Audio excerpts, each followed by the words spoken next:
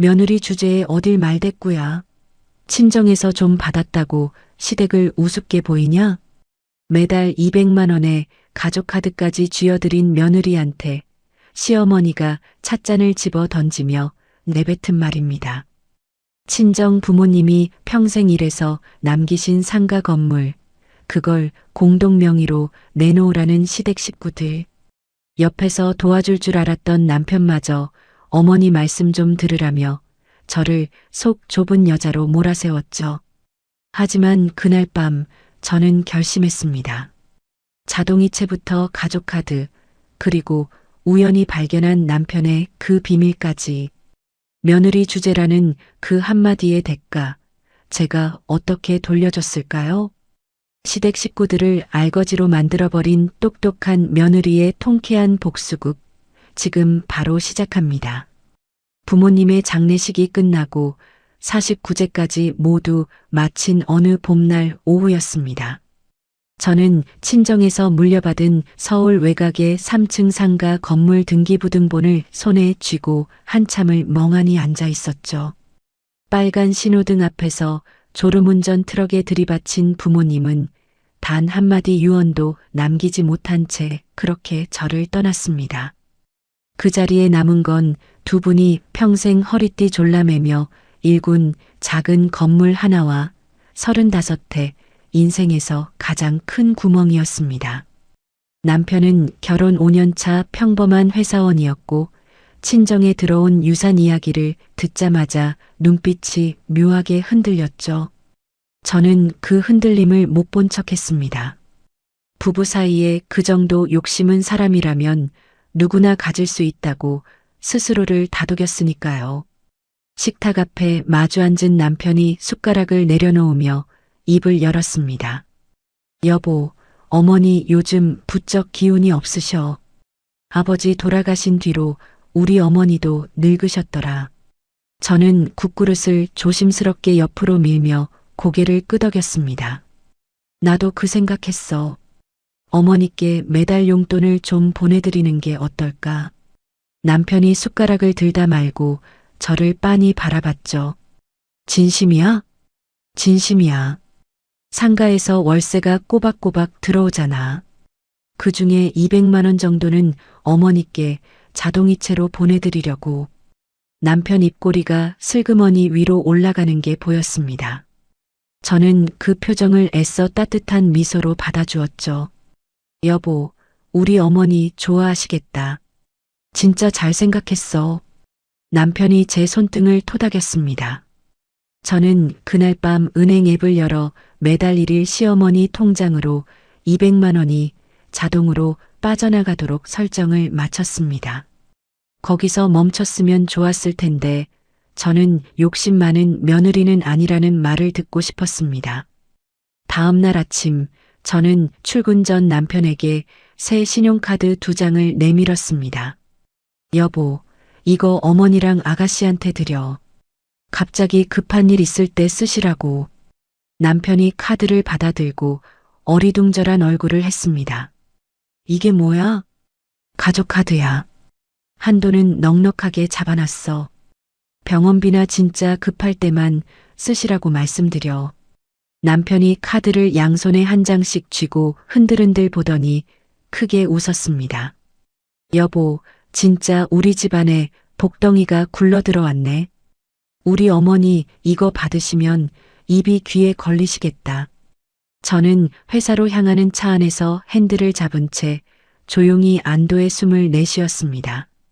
이 정도 호의면 시댁과 평화롭게 지낼 수 있겠다 싶었죠.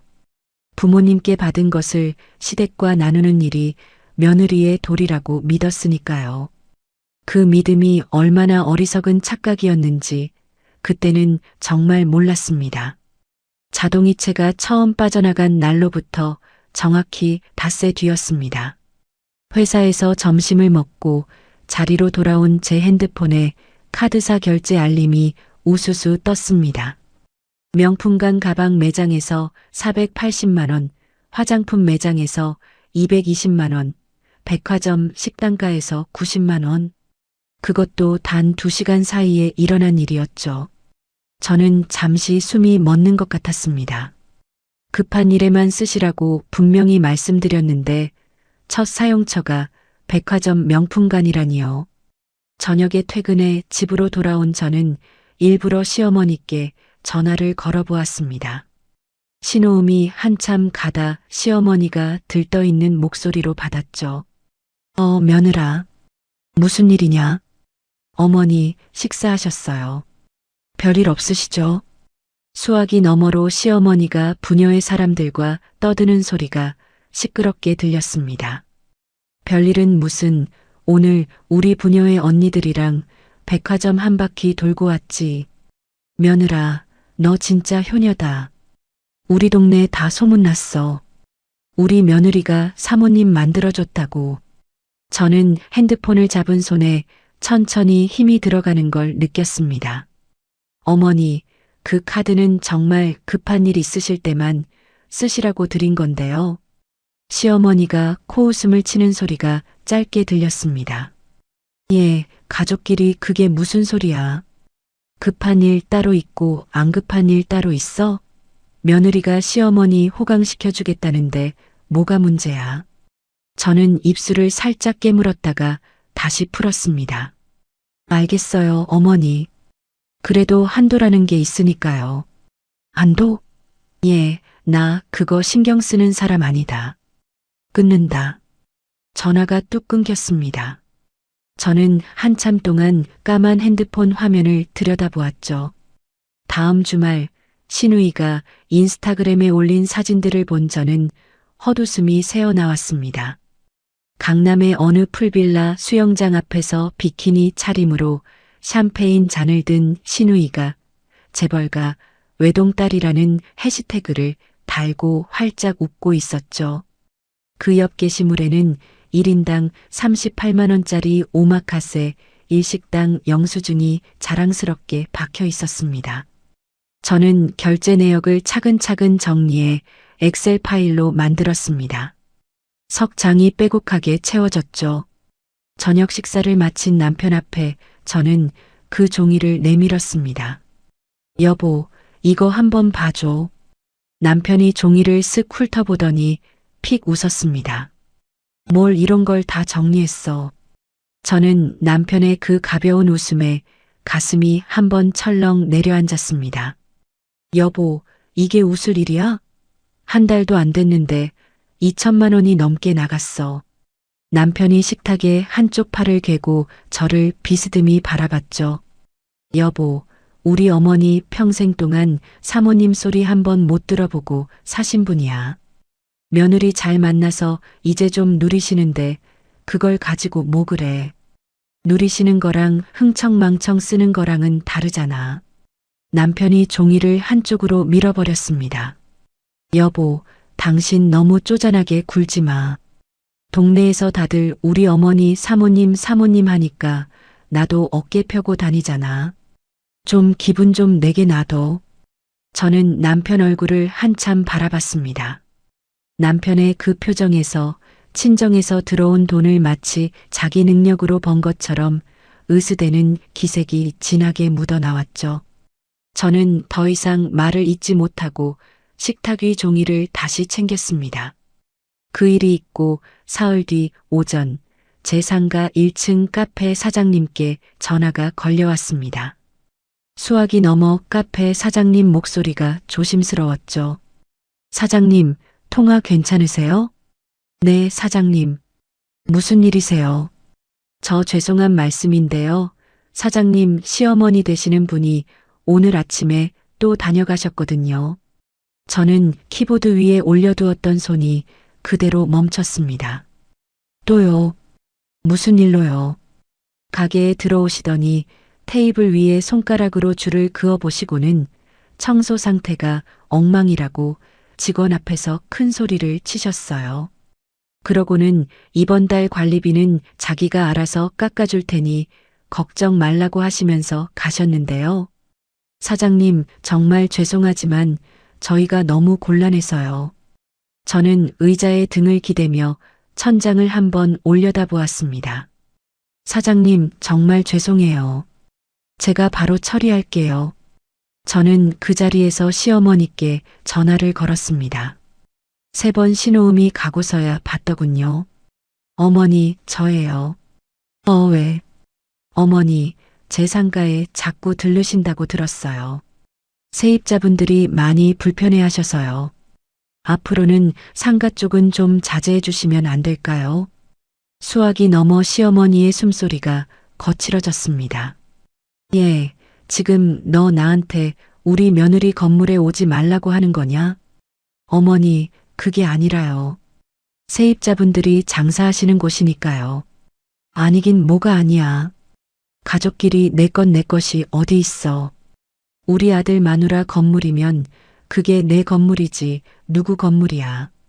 저는 그 말에 잠시 호흡을 가다듬어야 했습니다. 어머니, 어쨌든 세입자분들이 영업하시는 데 지장이 있으면 안 되니까요. 며느리가 시어머니를 다 가르치려 들고. 알았다, 끊어. 전화가 끊긴 뒤 저는 의자에 한참 동안 앉아 있었습니다. 그 통화 이후로 시어머니의 표정이 달라졌습니다.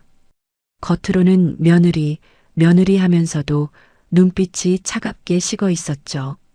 주말마다 저를 시댁으로 부르기 시작한 것도 그때부터였습니다. 며느라, 이번 주말에 김장 좀 해야겠다. 한 쉼포기만 하자. 며느라, 이번 주는 큰집 식구들이 다 모이니까 와서 음식 좀 해라. 저는 토요일 새벽부터 시댁 부엌에 서서 배추를 절이고 물을 채 썰었습니다. 남편은 거실 소파에 누워 핸드폰 게임을 하다가 어머니가 부르면 마지못해 일어나 김치통 하나 옮기고 다시 방으로 들어가 버렸죠. 시누이는 손가락에 매니큐어가 마르지 않았다며 부엌 근처에는 얼씬도 하지 않았습니다. 손에 빨간 고춧가루가 잔뜩 묻은 채로 허리를 펴고 일어서면 시어머니가 옆에서 한마디씩 던졌습니다. 며느라, 양념 좀 더 짭짤하게 해라. 너희 친정에서는 이렇게 싱겁게 먹었니? 저는 입을 꾹 다물고 손만 부지런히 움직였습니다. 그 와중에 시어머니가 부녀의 친구분과 통화하는 소리가 들려왔죠. 언니. 우리 며느리가 지금 옆에서 김장하고 있어. 응응, 그 건물 며느리. 호호호, 내가 며느리 복은 좀 있지. 저는 고무장갑을 벗어 싱크대 옆에 가지런히 놓아두었습니다. 손이 후들거렸지만 표정만은 일부러 평온하게 유지했습니다. 이런 시간이 정확히 한 달 동안 이어졌습니다. 첫 200만 원이 시어머니 통장에 들어간 지 꼭 한 달째 되는 일요일 저녁, 시댁 거실로 저는 다시 호출당했습니다. 남편이 운전대를 잡고 가는 차 안에서 콧노래를 흥얼거렸죠. 여보, 오늘 어머니가 가족회의 하자고 그러더라. 저는 차창 밖을 바라보며 짧게 대답했습니다. 무슨 가족회의? 몰라, 좋은 일이라고 그러시던데. 가서 들어보자. 시댁 거실에 도착했을 때 시어머니는 평소와 달리 화장을 곱게 하고 한복 비슷한 옷을 차려입고 앉아 있었습니다. 시누이도 거실 한쪽 소파에 다리를 꼬고 앉아 핸드폰을 만지작거렸죠. 거실 한가운데 놓인 유리 탁자 위에는 어디서 떼어온 듯한 서류 한 장이 단정하게 올라와 있었습니다. 저는 그 서류에 찍힌 도장과 글자들이 무엇인지 단번에 알아보았습니다. 제 상가 건물의 등기부등본이었습니다. 시어머니가 천천히 고개를 들어 저를 똑바로 바라보더니 손바닥으로 그 종이를 가볍게 두드렸습니다. 며느라, 앉아라. 오늘 우리 집안에 아주 중요한 이야기를 좀 해야겠다. 거실 공기가 무겁게 가라앉았습니다. 저는 소파 가장자리에 엉덩이를 살짝 걸치고 앉았죠. 남편은 제 옆에 자리를 잡으며 어머니 눈치만 살피고 있었습니다. 시누이는 핸드폰을 탁자 위에 엎어놓고는 팔짱을 끼웠습니다. 시어머니가 등기부등본을 손끝으로 톡톡 두드렸습니다. 며느라, 우리 한번 솔직하게 이야기해보자. 네, 어머니. 말씀하세요. 시어머니가 입꼬리를 살짝 올리며 등기부등본을 제 앞으로 슬쩍 밀었습니다. 이거 말이다. 친정에서 받은 거라고 들었다. 그런데 며느라, 너 이제 우리 집안 사람이지? 저는 등기부등본을 내려다보았습니다. 종이 위에 찍힌 아버지 이름 옆에 빨간 줄이 그어져 있고 그 아래에 제 이름이 새로 올라가 있었죠. 네, 어머니. 결혼한 지 5년 됐죠. 그러니까 말이다. 어차피 너는 우리 집 며느리고 우리 아들 마누라 아니냐. 그러면 이 건물도 우리 집안 재산이지. 저는 잠시 귀를 의심했습니다. 어머니, 그게 무슨 말씀이세요? 시어머니가 한쪽 손을 허리에 척 올리며 거만하게 턱을 들었습니다. 무슨 말이긴. 이 건물 공동 명의로 돌려라. 나하고 우리 아들 앞으로 같이 올리자는 말이다. 저는 그 말을 듣고 한참 동안 시어머니 얼굴만 바라보았습니다. 농담인지 진담인지 분간이 되지 않았거든요.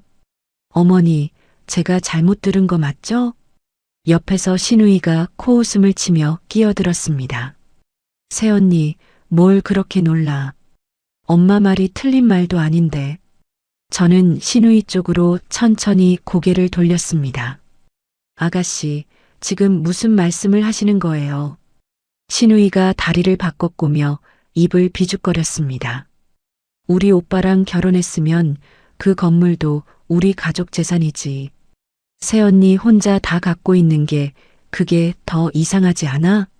저는 가슴 안쪽에서 무언가 묵직한 것이 천천히 끓어오르는 걸 느꼈습니다. 아버지 어머니가 평생 일하셔서 남겨주신 거예요. 그걸 왜 다른 사람 명의로 올려요? 시어머니가 탁자를 손바닥으로 탁 내리쳤습니다. 다른 사람, 며느라, 너 지금 우리 보고 다른 사람이라고 했냐? 저는 등을 똑바로 펴고 시어머니를 바라보았죠. 어머니, 죄송하지만 친정 부모님 유산은 정말 안 돼요. 그건 제가 절대 손댈 수 없는 거예요. 시어머니의 얼굴이 빨갛게 달아올랐습니다. 입술이 부르르 떨리고 콧구멍이 벌렁거렸죠. 이것이 지금 누구 앞에서 안 된다 그러고 있어. 며느리 주제에 어딜 말대꾸야. 시어머니가 탁자 위 찻잔을 그대로 집어들었습니다. 저는 본능적으로 어깨를 움츠렸죠. 찻잔이 제 옆쪽 거실 바닥에 그대로 내리꽂혔고 도자기 조각이 사방으로 튀었습니다. 남은 차가 카페 뒤로 검붉게 번져나갔죠. 시누이가 깜짝 놀라 자기 발을 끌어올리며 소리를 질렀습니다. 엄마, 엄마 진정해. 저는 두 손을 무릎 위에 가지런히 모은 채 그 자리에서 굳어 있었습니다. 심장이 쿵쿵거리는데도 얼굴은 이상하리만치 차갑게 식어가는 느낌이었죠. 시어머니가 자리에서 벌떡 일어나 손가락으로 저를 가리켰습니다. 너 같은 게 뭔데 우리 집안일에 안 된다 말아야. 친정에서 좀 받았다고 시어른을 우습게 보는 거냐? 옆에 있던 남편이 그제야 자리에서 일어나 시어머니 팔을 잡았습니다. 엄마, 진정해. 진정 좀 해. 남편이 어머니를 다시 소파에 앉히고는 저를 돌아봤습니다. 저는 남편 눈을 똑바로 바라보았죠. 이 순간만큼은 남편이 제 편을 들어줄 거라고 마지막까지 그렇게 믿고 싶었습니다. 남편이 한숨을 푹 내쉬더니 입을 열었습니다. 여보, 어머니 그동안 우리 키우시느라 고생 많이 하셨잖아. 저는 남편 얼굴을 빤히 쳐다봤습니다. 여보, 지금 무슨 말하는 거야? 어머니가 명예 하나 좀 올려달라는 게 그게 그렇게 큰일이야? 어차피 우리 가족인데. 저는 그 말을 듣는 순간 발밑이 푹 꺼지는 느낌을 받았습니다. 5년 동안 같이 산 사람이 지금 제 앞에 앉아 있는 그 사람이 맞는지 의심이 들 정도였죠. 여보, 내 친정 부모님 유산이야. 두 분이 돌아가신 지 반년도 안 됐어. 남편이 머리를 극적이며 시선을 비스듬히 돌렸습니다. 여보, 당신이 이렇게 욕심부릴 줄 몰랐어. 시집을 왔으면 좀 너그럽게 굴어야지. 그렇게 속 좁게 자기 것만 챙기면 어떡해. 저는 천천히 자리에서 일어났습니다. 다리에 힘이 들어가지 않아 한번 휘청거렸지만 손으로 소파 등받이를 짚고 똑바로 섰죠. 속 좁아? 여보, 진정하고 앉아. 이야기로 풀자. 저는 핸드백을 집어들었습니다. 여보, 지금까지 너희 가족들한테 내가 어떻게 했는지 정말 모르겠어? 시어머니가 다시 끼어들었습니다. 어디 시어른 앞에서 너희 가족이라고 하니? 너 시집 와서 배운 게 그거밖에 없어? 저는 시어머니를 쳐다보지도 않았습니다. 남편 얼굴만 똑바로 바라봤죠. 여보, 나 오늘 정말 잘 봤어. 당신이 어떤 사람인지.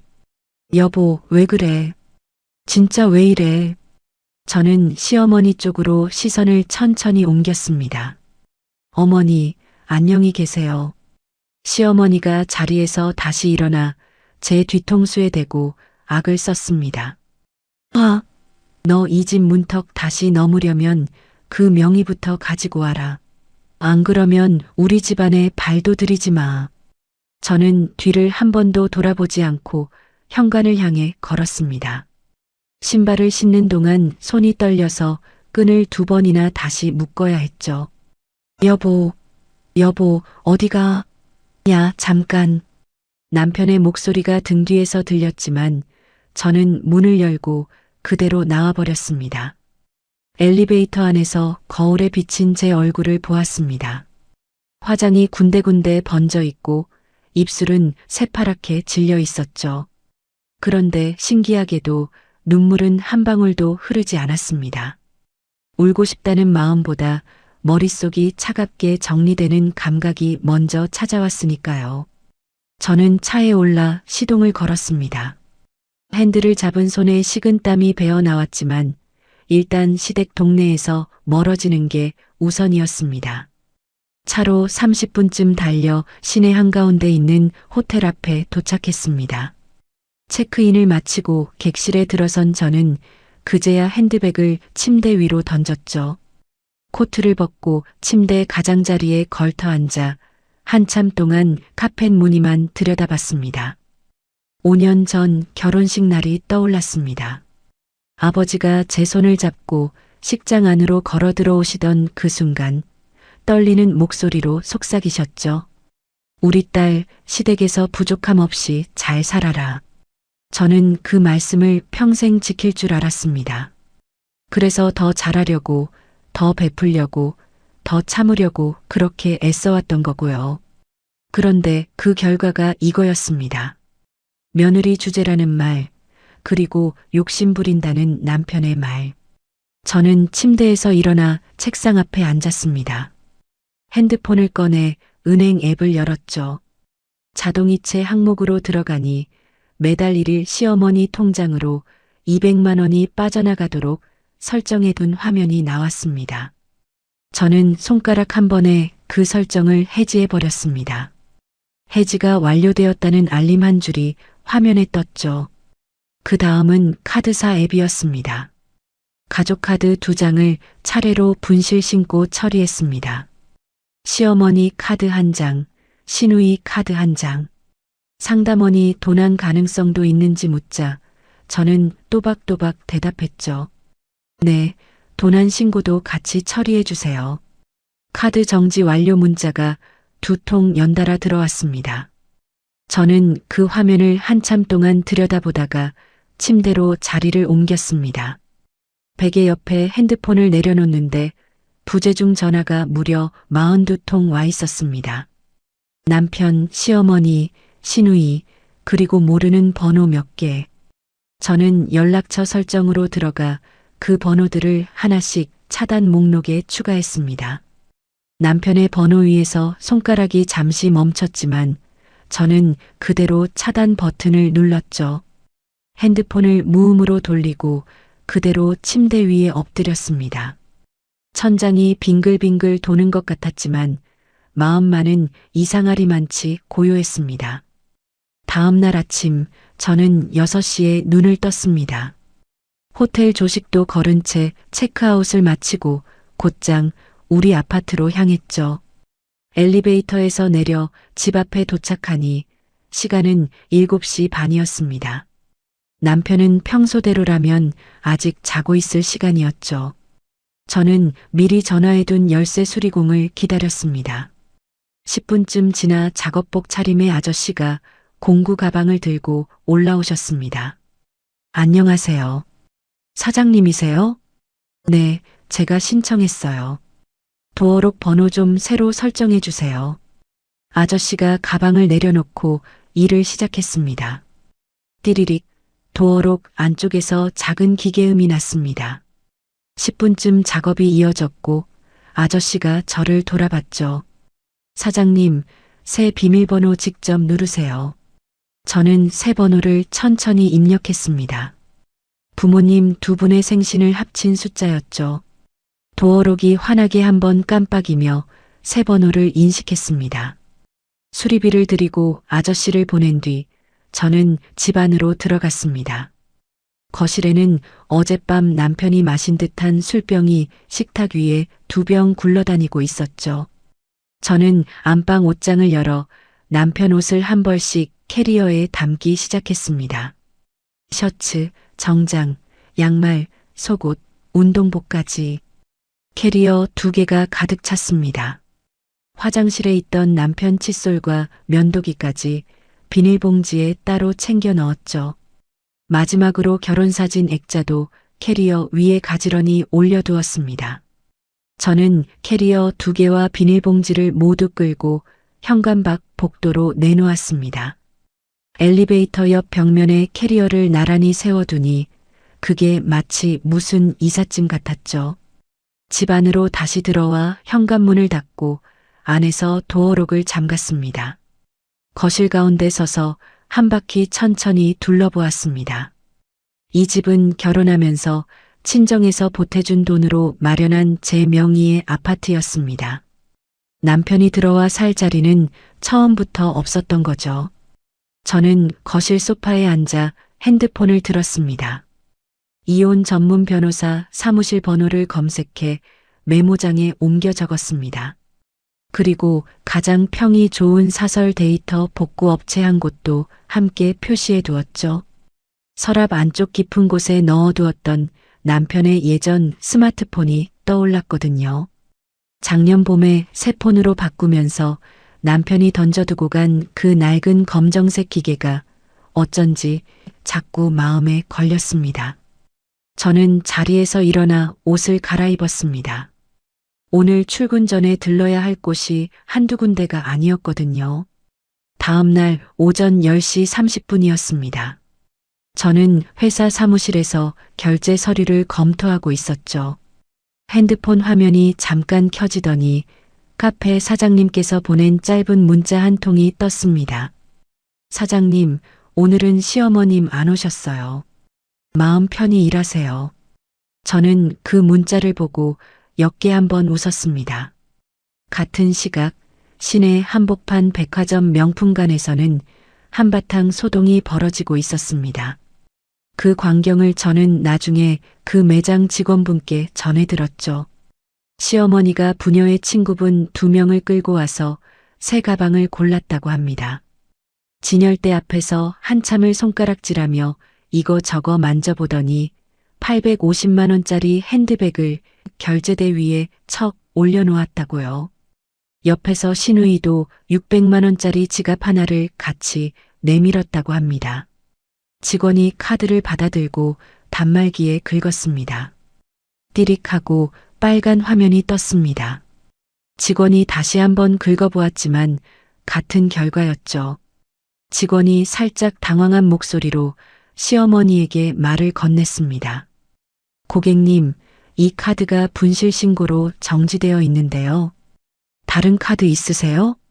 시어머니의 얼굴이 빨개졌습니다. 뭐, 정지, 그게 무슨 말이야. 여기 단말기에 분실 신고 카드라고 뜨거든요. 옆에서 부녀의 친구분 2명이 어색하게 서로를 쳐다봤다고 합니다. 신우이가 자기 카드를 가방에서 꺼내 직원에게 내밀었습니다. 그럼 이걸로 해주세요. 직원이 또 한 번 단말기에 카드를 긁었지만 결과는 똑같았습니다. 매장 안에 있던 다른 손님들이 슬슬 그쪽을 쳐다보기 시작했습니다. 시어머니가 직원의 어깨를 잡고 흔들었다고 합니다. 이거 다시 한번 해봐. 우리 며느리가 한도가 얼마나 큰지 알아. 직원이 손목을 살짝 빼며 정중하게 다시 안내했습니다. 고객님, 죄송하지만 정지된 카드는 다시 긁어도 똑같습니다. 시어머니의 부녀의 친구분 한 명이 슬그머니 매장을 빠져나갔습니다. 남은 한 명도 가방을 고쳐들며 입을 다물어 버렸죠. 시어머니는 단말기에 대고 한 번 더 큰 소리를 지른 뒤 매장 한가운데서 핸드폰을 꺼내 들었습니다. 저에게 전화를 걸기 시작한 거죠. 회사에 있던 저는 핸드폰 진동을 무시했습니다.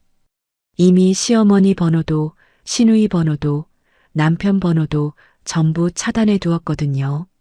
차단된 번호에서 걸려오는 전화는 화면에도 뜨지 않고 그대로 사라졌습니다. 오후 2시쯤이었습니다. 회사 안내 데스크에서 저에게 사내 전화가 걸려왔습니다. 팀장님, 1층 로비에 남편분이라는 분이 찾아오셨는데요. 저는 잠시 숨을 골랐습니다. 제가 내려가지 않겠다고 전해주세요. 네, 그렇게 전달했는데요. 큰 소리로 화를 내고 계셔서요. 저는 자리에서 일어나 엘리베이터를 탔습니다. 1층 로비에 내려서니 남편이 안내 데스크 앞에 서서 양손을 허리에 얹은 채 씩씩거리고 있었죠. 머리는 헝클어져 있고 입가에 면도가 덜 된 자국이 그대로 보였습니다. 여보, 남편이 저를 발견하자마자 큰 소리로 불렀습니다. 저는 천천히 그쪽으로 걸어갔습니다. 여기서 이러지 마. 회사야. 그러니까 카드 다시 살려. 우리 어머니가 지금 백화점에서 망신을 당하셨어. 여보, 목소리 낮춰. 내가 왜 낮춰? 당신이 지금 미쳤어. 자동이체도 끊고 카드도 정지시키고 비밀번호까지 바꿔놨더라. 남편이 손가락으로 제 어깨를 툭 밀치며 다가왔습니다. 저는 한 걸음 뒤로 물러서며 안내 데스크 쪽으로 눈짓을 했습니다. 곧 보안 요원 2명이 빠른 걸음으로 다가왔죠. 선생님, 이쪽으로 좀 나가주세요. 남편이 보안 요원의 손을 뿌리치며 또다시 소리를 질렀습니다. 여보, 당신 진짜 이럴 거야. 어머니가 지금 어떻게 살라고 이러는 거야. 저는 보안 요원에게 짧게 말했습니다.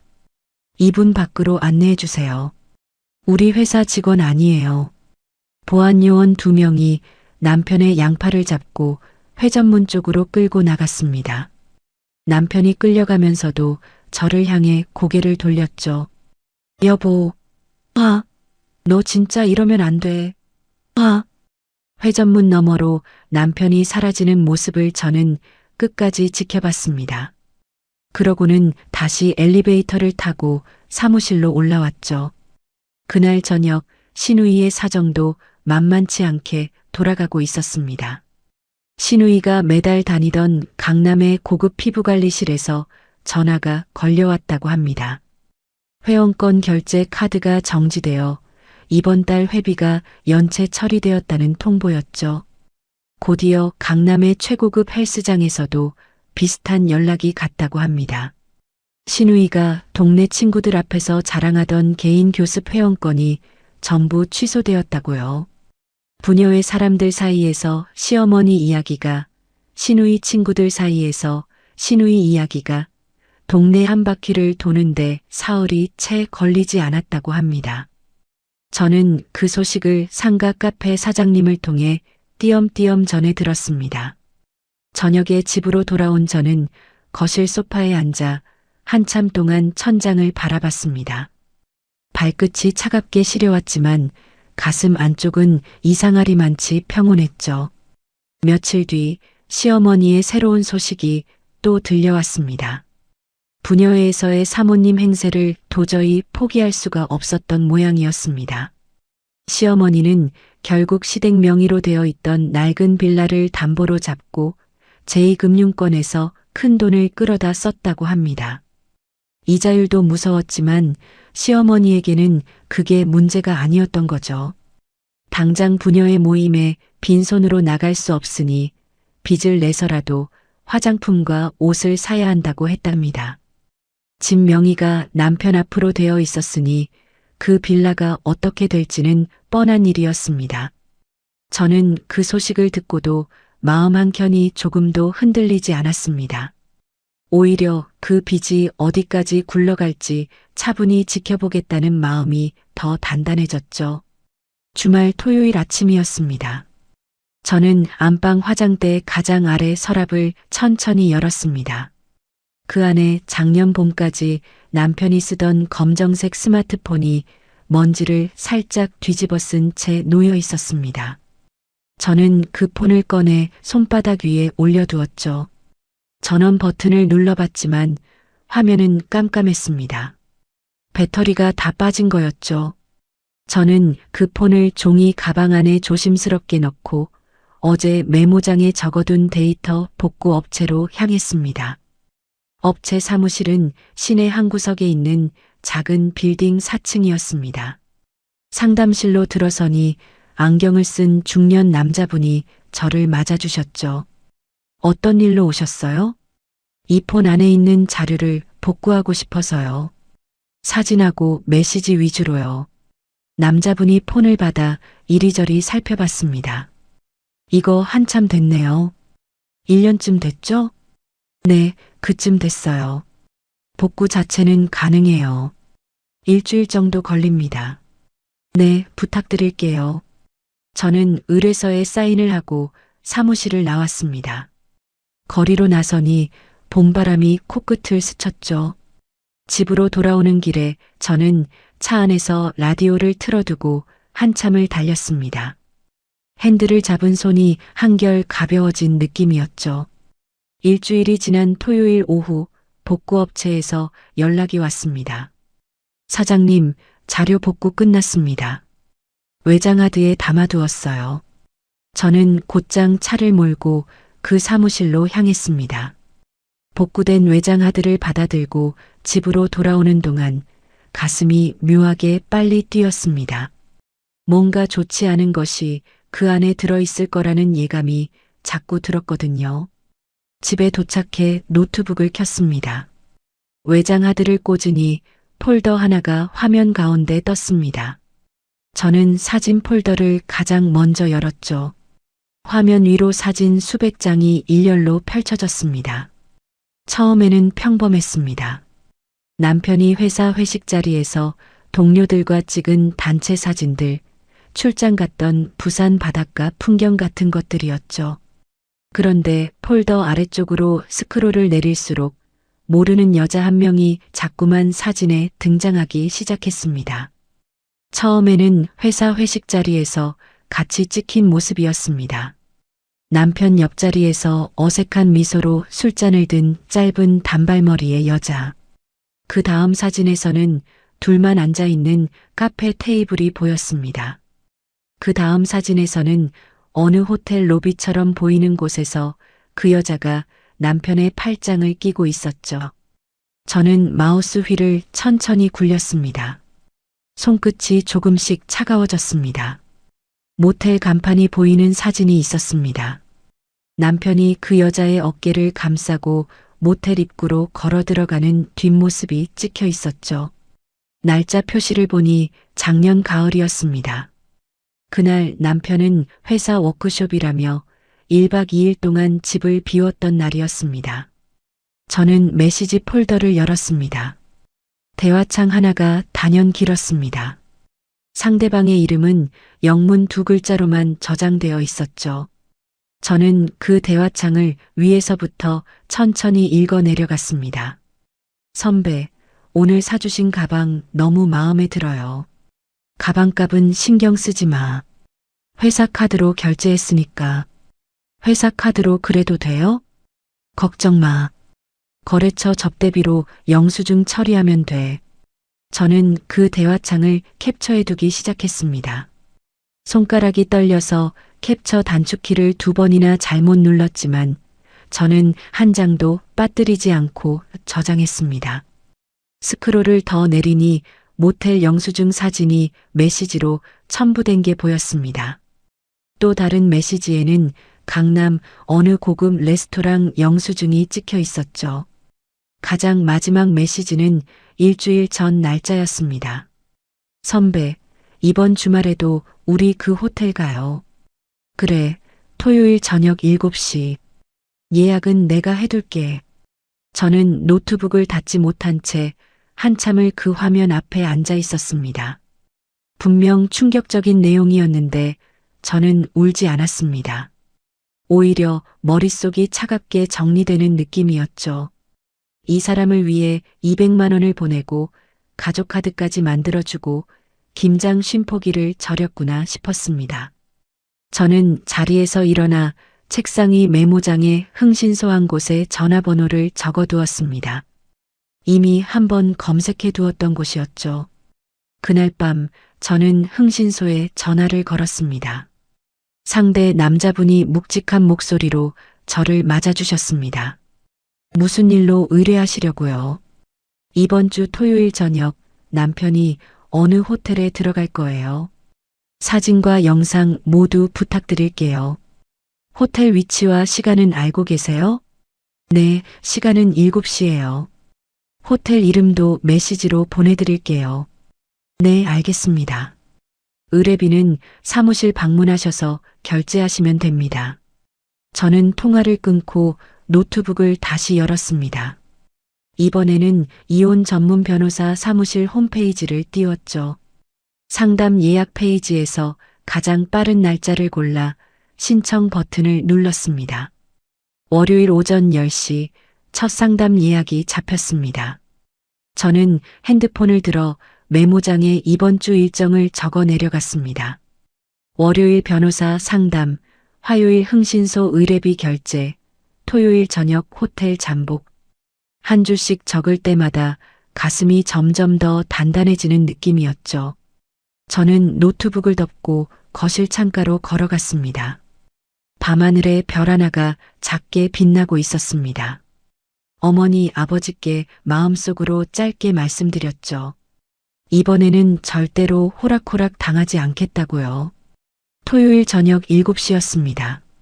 저는 흥신소 직원분의 차 안에서 호텔 정문을 지켜보고 있었죠. 차창에 살짝 김이 서렸지만 망원 렌즈가 달린 카메라는 흔들림 없이 정문 쪽을 향해 있었습니다. 7시 12분 검은색 세단 한 대가 호텔 정문 앞에 멈춰 섰습니다. 운전석에서 남편이 내렸습니다. 조수석 문이 열리고 짧은 단발머리 여자가 내렸죠. 복구된 사진 속에서 수십 번 마주했던 바로 그 얼굴이었습니다. 흥신소 직원분이 카메라 셔터를 부지런히 눌렀습니다. 찰칵, 찰칵, 찰칵. 두 사람이 자연스럽게 손을 잡고 호텔 회전문 안으로 사라졌습니다. 저는 그 광경을 끝까지 똑똑히 지켜봤습니다. 가슴 안쪽이 한번 크게 출렁였지만 표정만은 흔들리지 않았죠. 확실하네요, 사장님. 흥신소 직원분이 카메라를 무릎 위에 내려놓으며 짧게 말씀하셨습니다. 저는 차 안에서 천천히 고개를 끄덕였습니다. 영상은 언제까지 받을 수 있을까요? 내일 오전에 정리해서 보내드리겠습니다. 네, 부탁드릴게요. 저는 차에서 내려 제 차로 옮겨 탔습니다. 집으로 돌아오는 길 내내 라디오는 끄고 달렸죠. 오로지 도로 위의 차선만 바라보며 운전대를 잡았습니다. 월요일 오전이었습니다. 저는 이혼 전문 변호사 사무실에 앉아 있었습니다. 50대 중반의 여자 변호사님이 제 자료를 한 장씩 넘기며 안경 너머로 천천히 살피셨죠. 사장님, 자료가 너무 깔끔하게 정리되어 있네요. 네, 직접 정리했어요. 이 정도면 위자료 소송에서 충분히 유리합니다. 회사 법인카드 사적 유용 부분은 따로 회사 측에도 전달할 수 있고요. 저는 변호사님의 말씀에 천천히 고개를 끄덕였습니다. 상간녀 위자료 소송도 같이 진행할 수 있을까요? 그럼요. 2건 동시에 접수하시면 됩니다. 부탁드릴게요. 시간 끌고 싶지 않아요. 변호사님이 안경을 벗으며 저를 똑바로 바라보셨습니다. 사장님, 마음 단단히 드세요. 저쪽에서 발버둥 칠 거예요. 네, 각오는 되어 있어요. 저는 사무실을 나와 차에 올랐습니다. 핸들에 손을 얹고 잠시 눈을 감았죠. 부모님 2분의 얼굴이 떠올랐습니다. 저는 작은 목소리로 혼잣말을 했죠. 엄마, 아빠, 나 잘하고 있어. 신용카드 정지 사태가 일어난 지 2주가 지난 어느 오후였습니다. 상가 관리소장님께 다급한 전화가 걸려왔습니다. 사장님, 큰일 났어요. 사장님 시어머님이 지금 관리사무소에 오셔서 난리가 났어요. 저는 회의실에서 자리를 박차고 일어났습니다. 무슨 일이세요? 세입자들 이번 달 월세를 자기한테 다 내놓으라고요. 안 내놓으면 가게 문 다 닫게 만든다고 하시는데요. 저는 핸드폰을 한쪽 어깨로 받친 채 가방을 챙겼습니다. 소장님, 일단 경찰부터 불러주세요. 저도 지금 출발해요. 회사에서 상가까지 차로 25분 거리였습니다.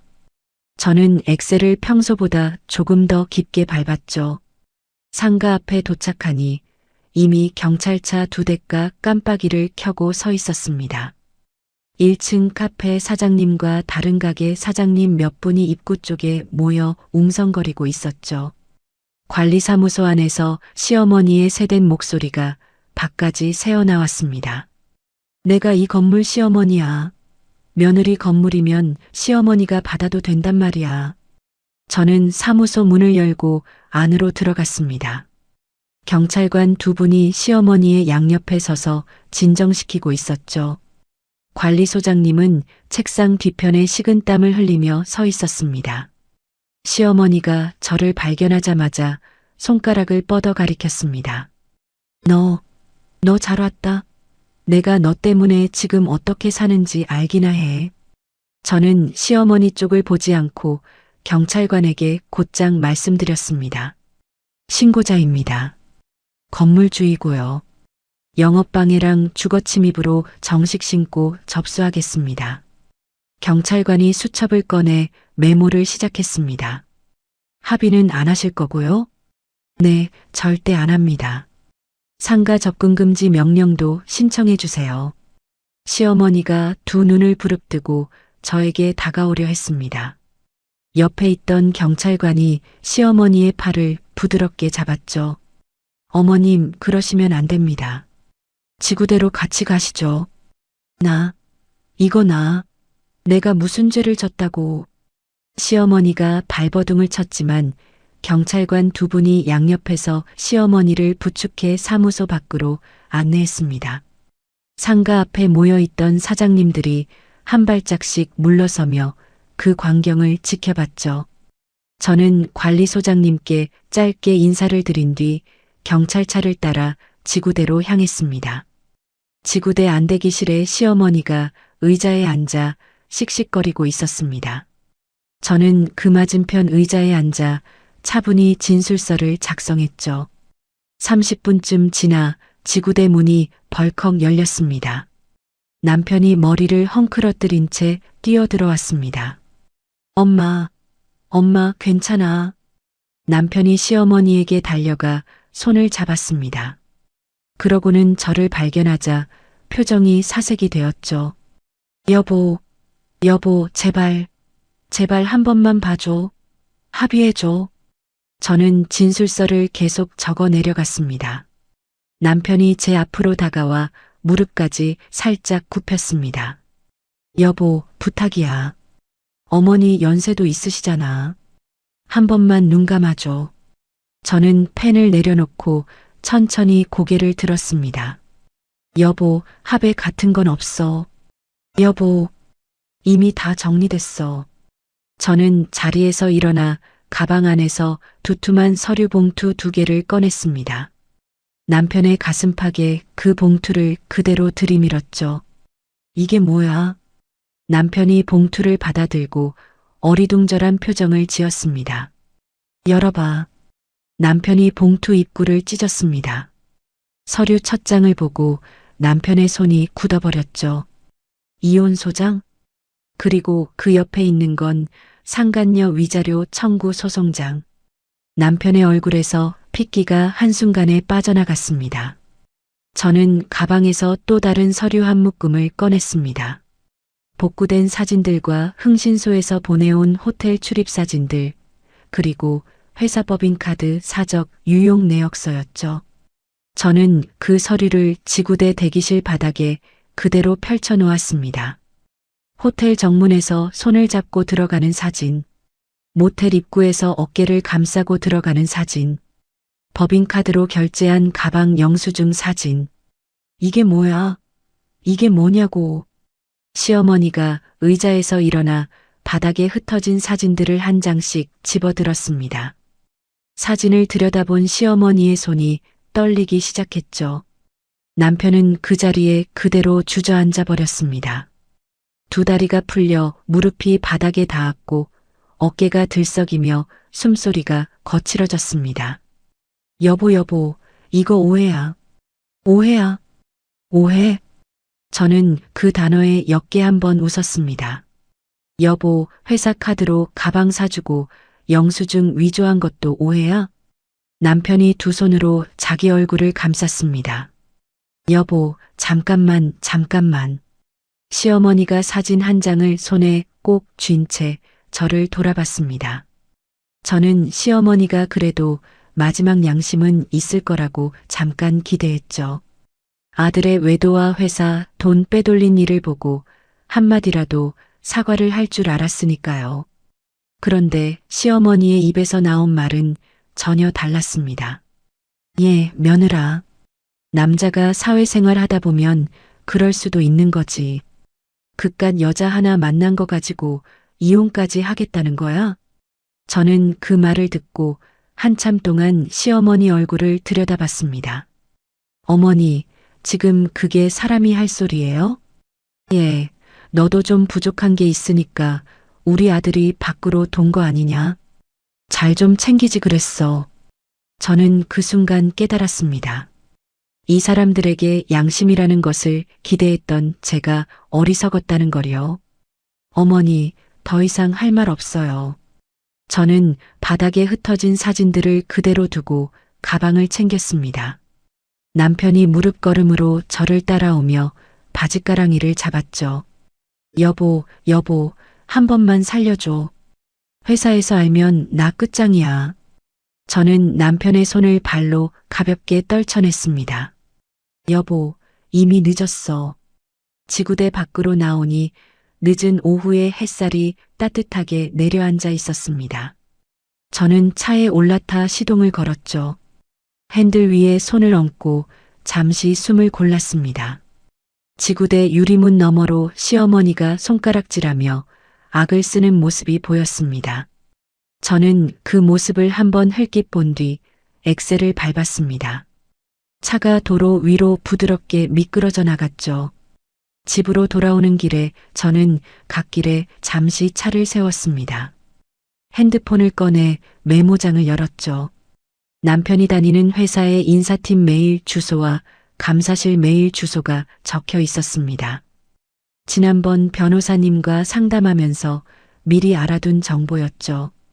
저는 새 메일을 열어 익명 이메일 계정으로 로그인했습니다. 제목칸에 짧게 적었습니다. 법인카드 사적 유용 및 사내 불륜 제보. 본문에는 길게 쓰지 않았습니다. 날짜와 금액, 영수증 사진, 모텔 출입 사진, 메시지 캡처를 차근차근 첨부했죠. 마지막에 한 줄을 덧붙였습니다. 객관적인 조사를 정중히 부탁드립니다. 저는 전송 버튼 위에 손가락을 올렸습니다. 잠깐 망설였습니다. 이걸 누르는 순간 남편의 사회생활은 정말로 끝나는 거였으니까요. 하지만 저는 곧 손가락에 힘을 주었습니다. 전송 완료라는 문구가 화면에 떴죠. 저는 핸드폰을 조수석에 내려놓고 다시 시동을 걸었습니다.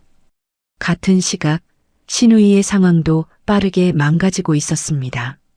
명품 할부금이 한꺼번에 청구되기 시작했고 카드는 정지된 상태였으니 갚을 길이 없었죠. 부녀의 사람들 앞에서 영엘리치 행세를 유지하고 싶었던 신우이의 욕심이 결국 이를 키웠습니다. 신우이는 인터넷에서 검색한 사채업자에게 전화를 걸었습니다. 등록된 곳이 아닌 불법으로 운영되는 사채업자였죠. 이자율이 살인적이라는 걸 알면서도 신우이는 돈을 빌렸습니다. 그날 밤 신우이의 통장으로 거액이 입금되었고 며칠 안에 갚지 않으면 어떤 일이 벌어지는지에 대한 경고가 함께 따라왔습니다. 신우이는 그 경고를 가볍게 흘려들었다고 합니다. 며칠 뒤면 새언니가 분명히 돈을 다시 보내줄 거라고, 한 번 더 굽실거리면 다 풀릴 일이라고 믿었던 거죠. 저는 그 소식을 카페 사장님을 통해 우연히 전해 듣고도 별다른 반응을 보이지 않았습니다. 그저 핸드폰을 닫고 마시던 따뜻한 차를 한 모금 입에 머금었을 뿐이었죠. 창밖으로 봄밤의 가로등이 노랗게 빛나고 있었습니다. 저는 그 불빛을 한참 동안 바라봤습니다. 남편 회사로 익명 이메일을 보낸 지 사흘이 지난 아침이었습니다. 저는 출근길 차 안에서 라디오 뉴스를 듣고 있었죠. 핸드폰이 짧게 울렸습니다.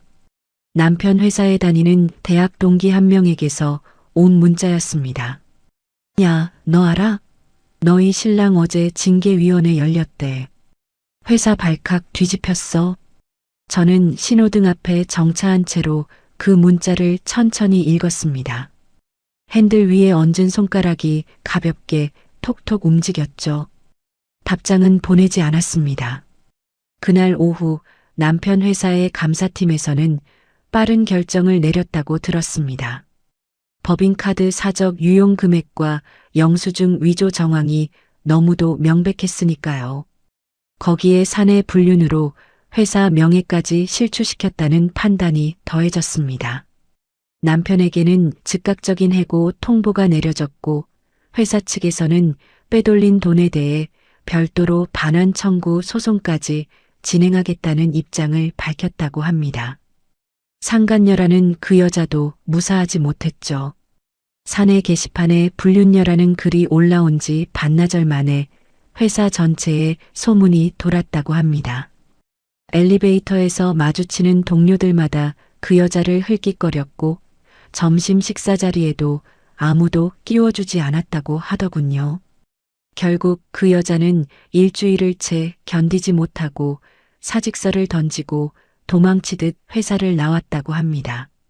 남편이 그 여자에게 전화를 걸었지만 이미 번호는 차단당한 뒤였죠. 남편은 그 여자가 일하던 부서로도 찾아갔지만 책상은 비어 있었고 짐도 모두 사라진 뒤였다고 합니다. 직장과 애인을 같은 주에 한꺼번에 잃은 남편의 일상이 어떤 모습이었는지는 나중에 흥신소 직원분이 정리한 사진을 통해 짐작할 수 있었습니다. 매일 밤 동네 편의점 앞 파라솔에 앉아 소주병을 비우는 모습, 머리는 사흘 동안 감지하는 듯 떡이 져 있었고 옷은 같은 셔츠 한 벌이 반복해서 보였죠. 그러던 어느 늦은 밤이었습니다. 친정 부모님이 모셔져 있는 납골당 관리인분으로부터 다급한 전화가 걸려왔습니다. 사장님, 죄송하지만 지금 좀 와주실 수 있을까요? 어떤 남자분이 술에 잔뜩 취해서 부모님 납골함 앞에서 행패를 부리고 있어요. 저는 그 말에 잠시 숨을 멈췄습니다. 누군지 보셨어요? 본인이 사위라고 하시던데요. 막 소리치고 소주병도 깨고. 저는 곧장 차 키를 챙겨 집을 나섰습니다. 가는 길에 한 손으로는 운전대를, 다른 한 손으로는 핸드폰을 들어 동영상 촬영을 준비했죠. 납골당에 도착했을 때 저는 차에서 내리지 않고 멀찍이 떨어진 주차장 한 구석에 차를 세웠습니다. 납골당 입구 자동문 안쪽에서 남편이 비틀거리며 부모님 함이 모셔진 통로를 헤매고 있는 모습이 보였습니다. 저는 입구에서 거리를 두고 핸드폰을 들었습니다. 녹화 버튼을 누르고 천천히 그쪽으로 다가갔죠. 여보, 너 어디 있어?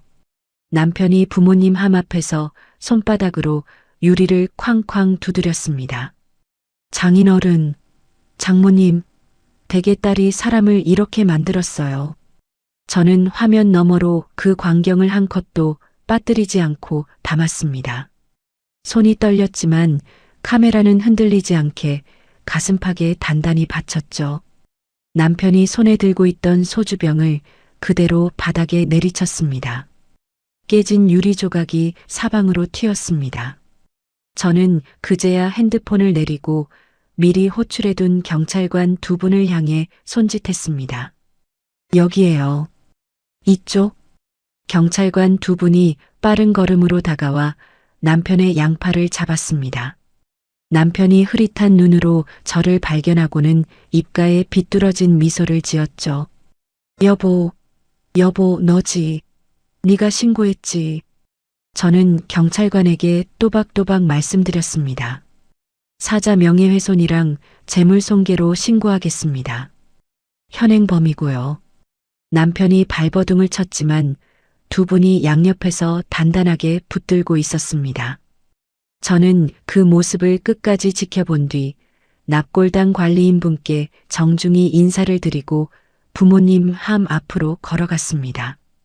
깨진 유리 조각이 발밑에 흩어져 있었지만 저는 조심스럽게 그 옆에 서서 두 손을 모았습니다. 엄마, 아빠, 죄송해요.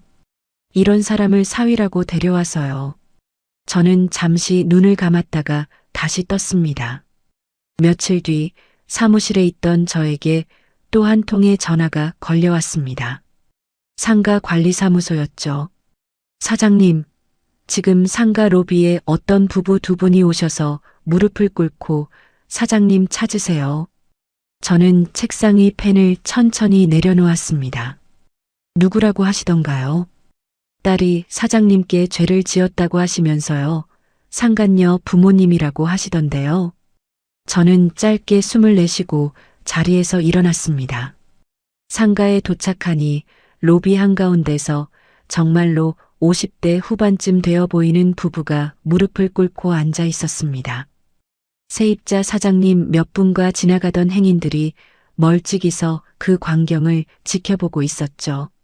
저를 발견한 상간녀의 어머니가 두 손을 비비며 무릎걸음으로 다가왔습니다.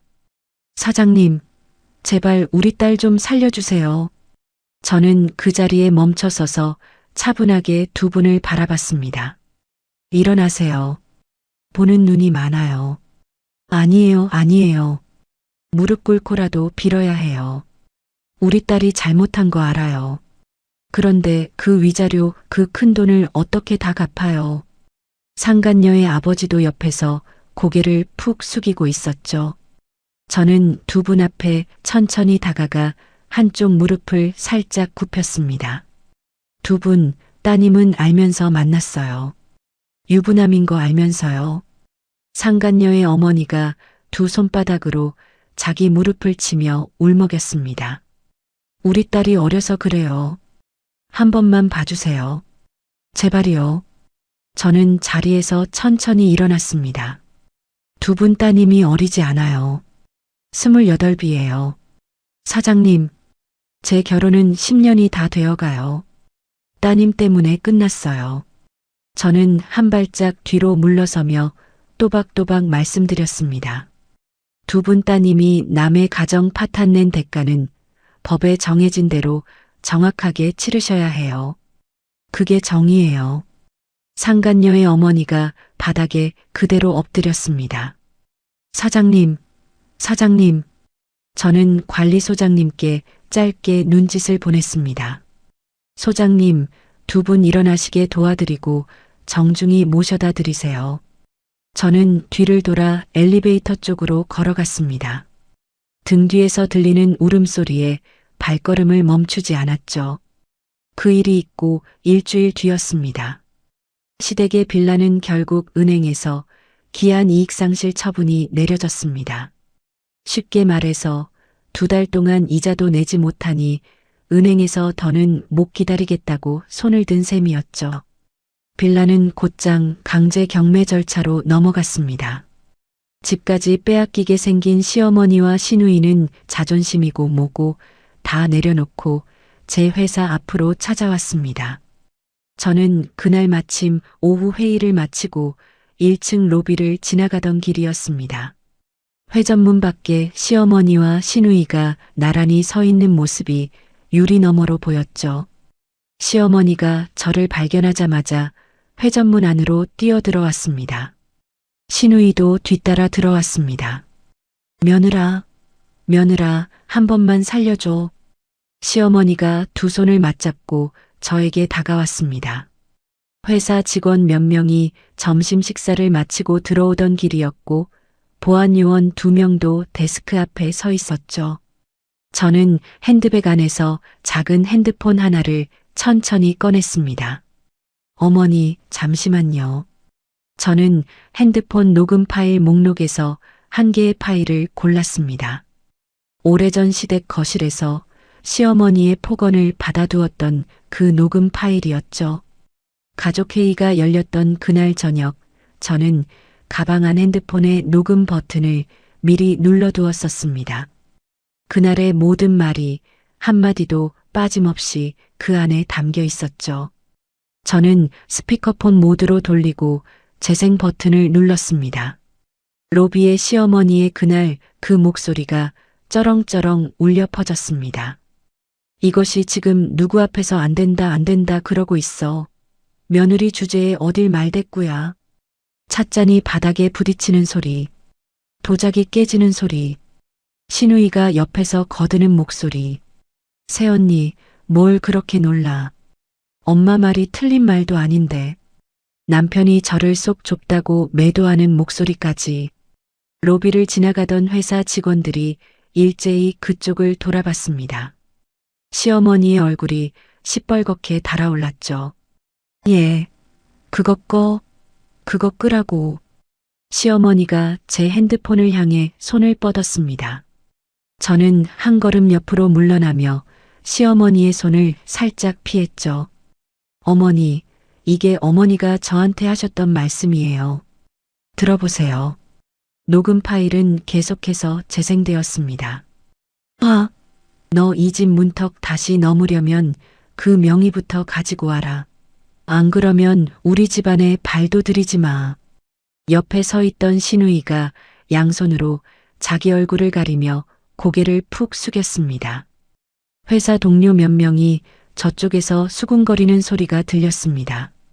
저는 핸드폰을 든 채 시어머니와 시누이를 똑바로 바라봤습니다. 어머니, 이게 어머니예요. 이게 진짜 어머니 얼굴이에요. 시어머니가 두 손으로 자기 머리를 감싸며 무릎을 굽히려 했습니다. 저는 그 모습을 끝까지 보지 않고 보안 요원에게 짧게 눈짓을 보냈죠. 2분 회사 밖으로 안내해 주세요. 보안 요원 2분이 시어머니와 시누이의 양옆에 서서 정중하게 출구 쪽을 가리켰습니다. 시누이가 그제야 어머니의 팔을 잡으며 입을 열었습니다. 엄마 가자. 엄마 빨리 가자. 시어머니가 시누이에게 끌려가면서도 뒤를 돌아 저에게 손가락을 뻗었습니다. 예, 너 이러면 안 돼. 사람이 어떻게 이래. 저는 한마디도 대꾸하지 않았습니다. 핸드폰의 정지 버튼을 누르고 화면을 그대로 잠근 뒤 핸드백 안에 다시 넣었죠. 회전문 너머로 두 사람이 빠져나가는 모습을 끝까지 지켜봤습니다. 회사 직원 몇 명이 저에게 다가왔습니다. 옆팀 과장님 한 분이 조심스럽게 어깨를 두드려 주셨죠. 팀장님 괜찮으세요? 저는 옅게 웃으며 고개를 끄덕였습니다. 네, 괜찮아요. 신경 쓰지 마세요. 엘리베이터를 타고 사무실로 올라오는 동안 저는 거울에 비친 제 얼굴을 잠깐 들여다봤습니다. 화장은 멀쩡했고 표정도 평온했죠. 가슴 안쪽이 조금 떨리고 있었지만 그건 두려움이 아니라 후련함이었습니다. 같은 시간 시댁 식구들은 회사 앞에서 쫓겨나 길거리에 그대로 주저앉아 있었다고 합니다. 은행에서는 빌라 경매 일정을 통보해 왔고 신우이가 빌린 사채는 매일 이자가 불어났습니다. 사채업자들은 신우이의 핸드폰으로 하루에도 수십 통씩 협박 문자를 보냈죠. 비톡촉 전화가 시도 때도 없이 울려댔습니다. 누구도 도와줄 사람이 없는 완벽한 고립이었습니다. 저는 사무실 책상으로 돌아와 노트북을 다시 켰습니다. 받은 편지함에 변호사님으로부터 새 메일이 한 통 와 있었죠. 이혼 및 위자료 청구 소송 첫 재판 기일이 다음 주 목요일 오전 10시로 확정되었습니다. 저는 그 메일을 천천히 한 번 더 읽었습니다. 그러고는 핸드폰 달력에 그 날짜를 또렷하게 표시해 두었죠. 창밖으로 봄볕이 따스하게 내리쬐고 있었습니다. 이혼 및 상간녀 위자료 청구 소송 재판 당일이었습니다. 저는 새벽 5시 반에 눈을 떴습니다. 옷장 앞에 서서 한참을 고민하다 짙은 남색 정장 한 벌을 골랐죠. 머리는 단정하게 하나로 묶고 화장도 평소보다 깔끔하게 마무리했습니다. 거울 앞에서 한 번 더 매무새를 점검한 뒤 저는 집을 나섰습니다. 법원 앞에 도착하니 변호사님이 먼저 와서 저를 기다리고 계셨습니다. 사장님, 일찍 오셨네요. 떨리세요? 아니요. 오히려 후련해요. 변호사님이 옅게 웃으셨습니다. 좋아요. 그 마음 그대로 들어가시면 돼요. 법정 안으로 들어서니 피고인석 쪽에 남편이 먼저 와 앉아 있었습니다. 저는 그 모습을 보고 잠시 숨이 멎는 줄 알았죠. 지난번 지구대에서 마지막으로 봤을 때보다도 훨씬 더 망가져 있었거든요. 머리는 군데군데 새치가 올라오기 시작했고 양복은 어디서 빌려 입은 듯 어깨가 헐렁했습니다. 얼굴은 누렇게 떴고 두 손이 가만히 있질 못하고 떨리고 있었죠. 남편 옆자리에는 50대 후반쯤 되어 보이는 남편 측 변호사가 서류를 정리하고 있었습니다. 상간녀는 따로 떨어져 방청석 가장 뒷줄에 고개를 푹 숙이고 앉아 있었죠. 저는 그 두 사람에게 시선 한 번 주지 않고 원고석에 자리를 잡았습니다. 판사님이 입장하자 모두 자리에서 일어났습니다. 앉으세요. 사건 시작하겠습니다. 남편 측 변호사가 먼저 일어났습니다. 목소리에 힘이 잔뜩 들어가 있었죠. 존경하는 재판부, 이번 사건은 부부 사이의 사소한 갈등이 부풀려진 사례입니다. 원고가 평소 피고를 무시하고 가정에 소홀히 한 것이 혼인 파탄의 진짜 원인입니다. 저는 손바닥을 무릎 위에 가지런히 모은 채 변호사의 말을 들었습니다. 옆자리 변호사님이 살짝 고개를 가로저으셨죠.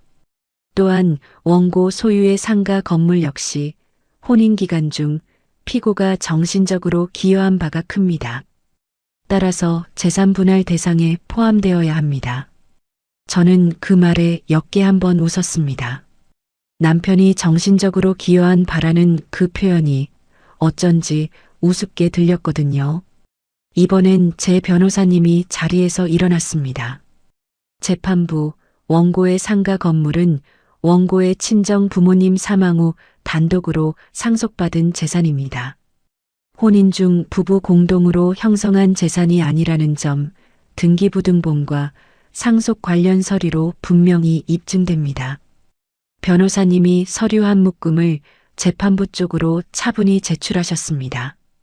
또한 피고는 혼인 기간 중 회사 법인카드를 사적으로 유용하여 상간녀에게 명품과 호텔 비용을 지불해 왔고 영수증을 위조의 거래처 접대비로 처리해 왔습니다. 회사 측에서 이미 해고 처분과 함께 횡령금 반환 소송을 제기한 상태입니다. 변호사님이 두 번째 서류 묶음을 제출하셨습니다. 호텔 출입사진, 모텔 영수증, 메시지 캡처, 법인카드 사용 내역서까지 판사님이 서류를 한 장씩 천천히 넘기셨습니다. 안경 너머로 잠깐 혀를 차는 소리가 들렸죠. 남편의 어깨가 더 깊이 움츠러들었습니다. 남편 측 변호사가 다시 일어나 뭔가 말하려 했지만 판사님이 손을 들어 가로막으셨습니다. 피고 측 주장은 더 들을 필요가 없을 것 같습니다. 법정 안에 짧은 침묵이 흘렀습니다. 저는 등을 곧게 펴고 앞을 똑바로 바라봤습니다. 판사님이 안경을 벗고 서류를 책상 위에 가지런히 내려놓으셨습니다. 본 재판부는 다음과 같이 판결합니다. 저는 손에 살짝 힘을 주었습니다. 피고는 원고에게 위자료 1억 원을 지급하라. 법정 안에서 누군가 짧게 숨을 들이마시는 소리가 들렸습니다. 상간 피고는 원고에게 위자료 5천만 원을 지급하라. 뒷줄에 앉아있던 상간녀가 두 손으로 자기 얼굴을 가렸습니다. 피고가 청구한 재산 분할은 전부 기각한다. 상가 건물은 원고가 친정으로부터 단독 상속받은 특유 재산으로 인정되며 피고의 기여가 입증되지 않는다. 판사님이 의사봉을 가볍게 한번 두드리셨습니다. 이상으로 선고를 마칩니다. 남편이 그 자리에서 두 손으로 얼굴을 감싸며 어깨를 들썩였습니다. 상간녀는 방청석에서 일어나려 했지만 다리에 힘이 풀린 듯 비틀거렸죠. 저는 자리에서 천천히 일어나 변호사님께 가볍게 고개를 숙였습니다. 수고하셨어요. 아니에요, 사장님. 정말 깔끔하게 정리됐어요. 법정 밖으로 나오는 복도에서 저는 깊게 한번 숨을 들이쉬었습니다. 천장 조명이 유난히 환하게 느껴졌죠. 엘리베이터 앞에 다다랐을 때 누군가 제 바지가랑이를 와락 잡았습니다. 저는 깜짝 놀라 아래를 내려다봤죠. 시어머니가 바닥에 주저앉아 두 손으로 제 바지 끝자락을 움켜쥐고 있었습니다. 며느라, 며느라, 제발. 저는 시어머니를 가만히 내려다봤습니다. 표정 변화 없이요. 우리 집이 다음 주에 경매로 넘어간단다. 그것만은 막아줘. 응, 한 번만 도와줘. 시어머니의 목소리가 복도에 쩌렁쩌렁 울렸습니다. 지나가던 사람들이 슬금슬금 그쪽을 쳐다봤죠. 저는 천천히 무릎을 살짝 굽혀 시어머니의 손을 제 바지에서 떼어냈습니다. 손가락 하나하나를 조심스럽게요. 어머니, 손 놓으세요. 며느라, 너 정말 이러면 안 돼. 어머니, 며느라라는 말 이제 그만하세요. 저는 어머니 며느리 아니에요. 저는 자리에서 일어나 다시 등을 곧게 폈습니다. 오늘로 끝났어요. 엘리베이터 문이 열렸고 저는 안으로 들어섰죠. 문이 닫히는 마지막 순간까지 시어머니는 바닥에 주저앉아 있었습니다. 저는 그 모습을 보지 않으려고 정면 거울만 똑바로 바라봤습니다. 법원을 빠져나와 차에 올랐습니다. 핸들에 손을 얹고 잠시 눈을 감았죠. 가슴이 천천히 뛰고 있었지만 호흡은 차분했습니다. 재판이 끝난 지 보름쯤 지났습니다. 시댁의 빌라는 결국 경매에 붙여졌고 헐값에 낙찰되었다고 합니다.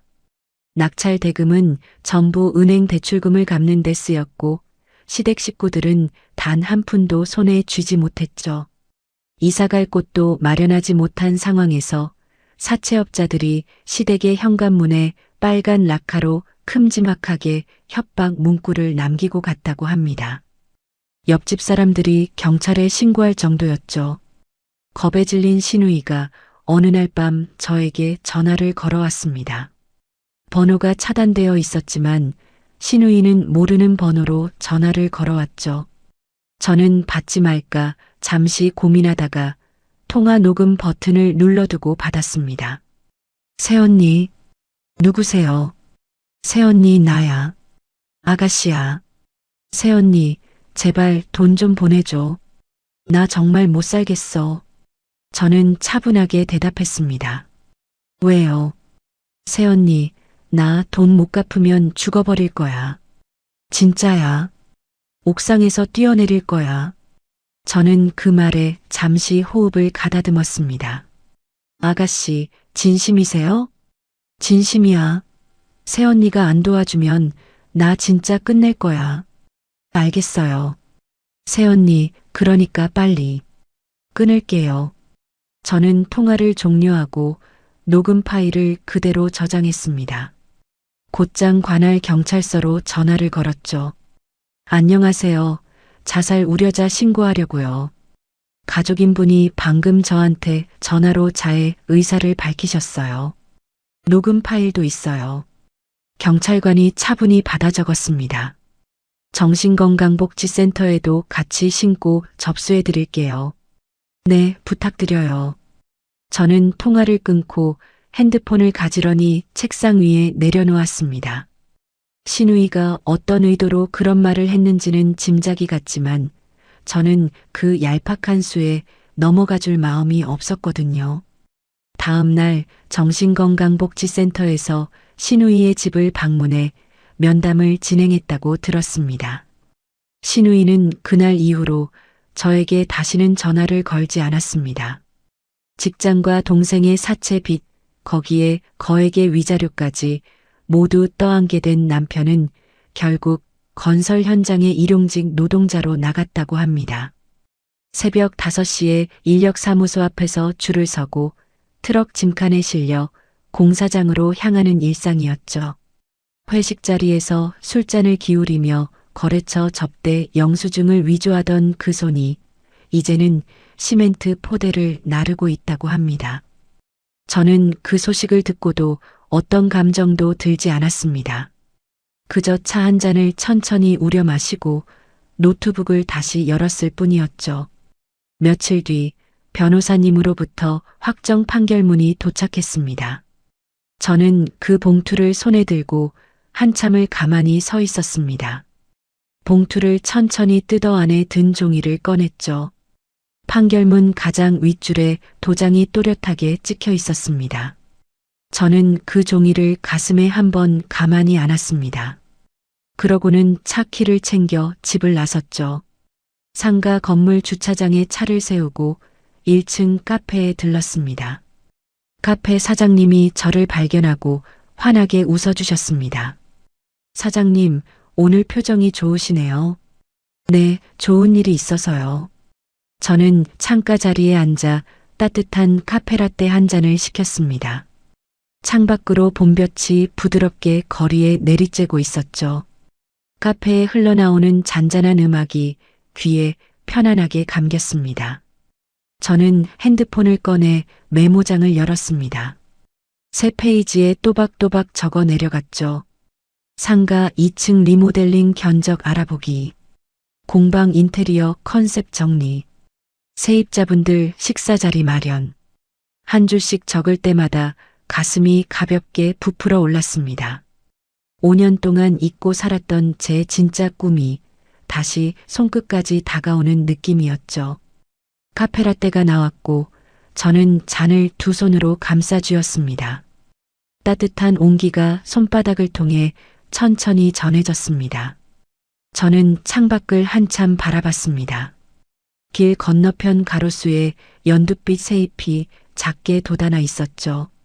진짜 봄이 오고 있다는 게 그제야 실감이 났습니다. 시댁의 빌라가 경매로 넘어간 지 한 달이 지났습니다. 쫓겨난 새 식구가 어디로 갔는지 저는 처음에는 굳이 알아보지 않았습니다. 그런데 흥신소 직원분이 마지막 정산을 하러 사무실에 들렀다가 사진 몇 장을 슬쩍 내려놓고 가셨죠. 사장님, 일하다가 우연히 마주쳤어요.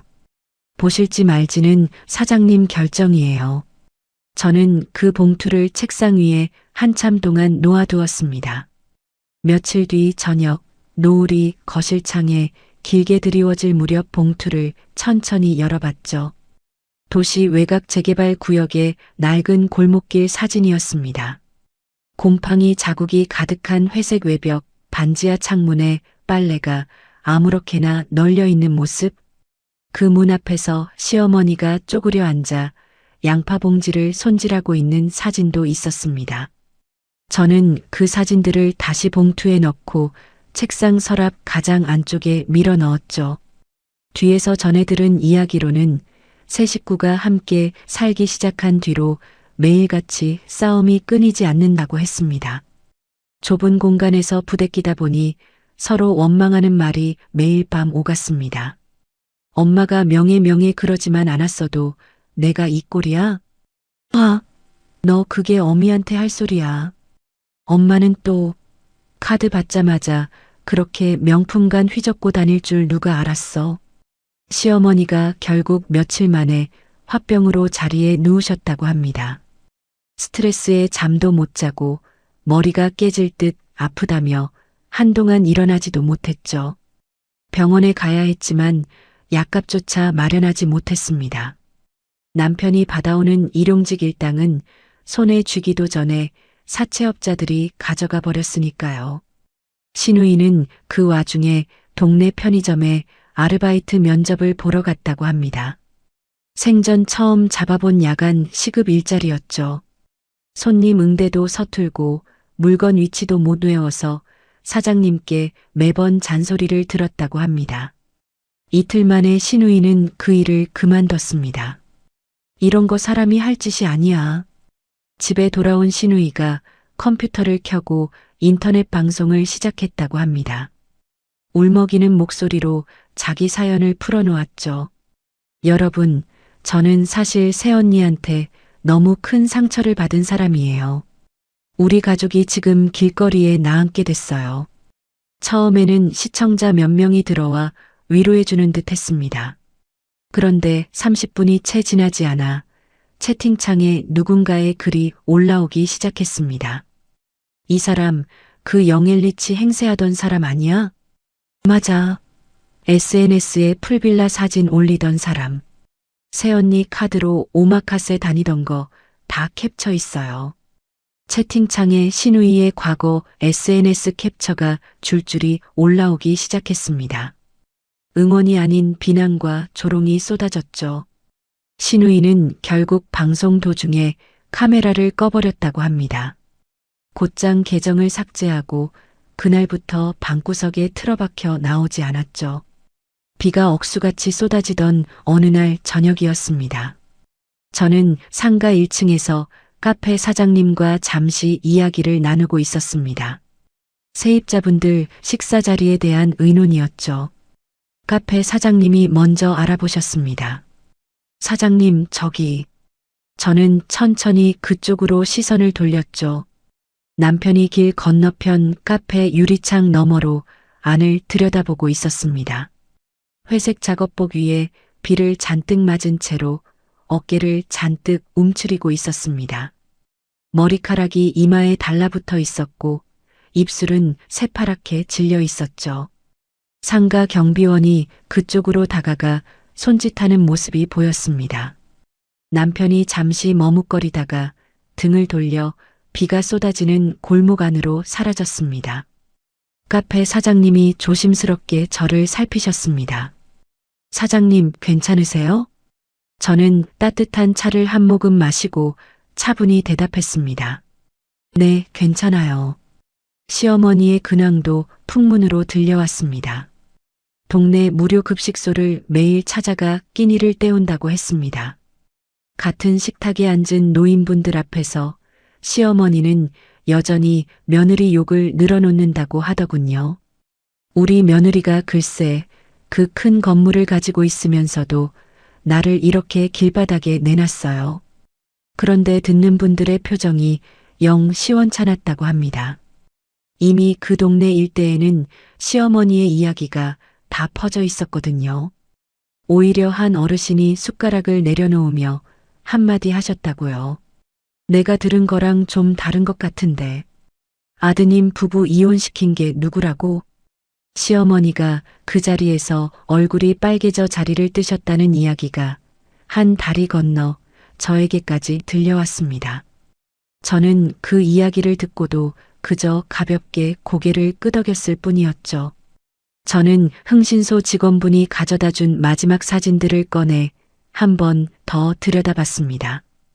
그러고는 그 사진들을 모두 종이 분쇄기에 넣었죠.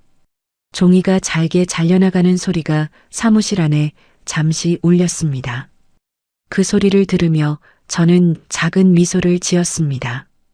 저는 본격적으로 상가 2층 리모델링 작업에 들어갔습니다. 비어있던 공간 약 80평 정도를 제 오랜 꿈이었던 복합문화예술 공방으로 꾸미는 일이었죠.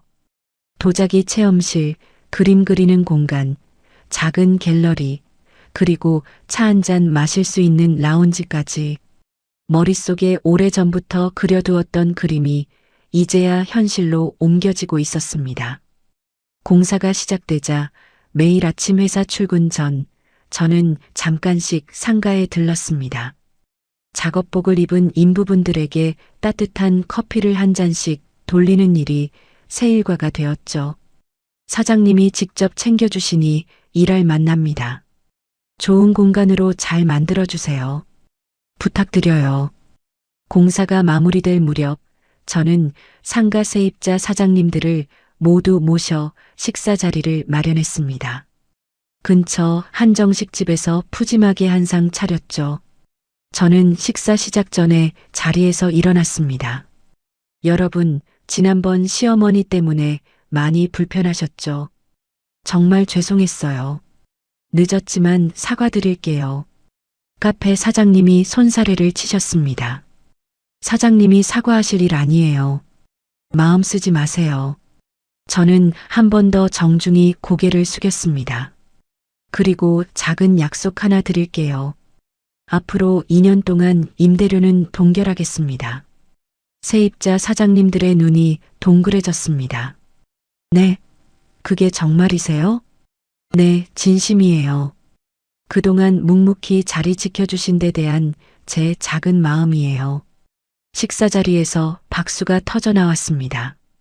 저는 그 박수 소리를 들으며 부모님 얼굴을 잠깐 떠올렸죠.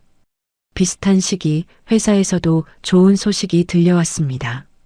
상반기 인사평가에서 제 성과가 좋게 평가되어 최연소 팀장으로 정식 발령이 났습니다.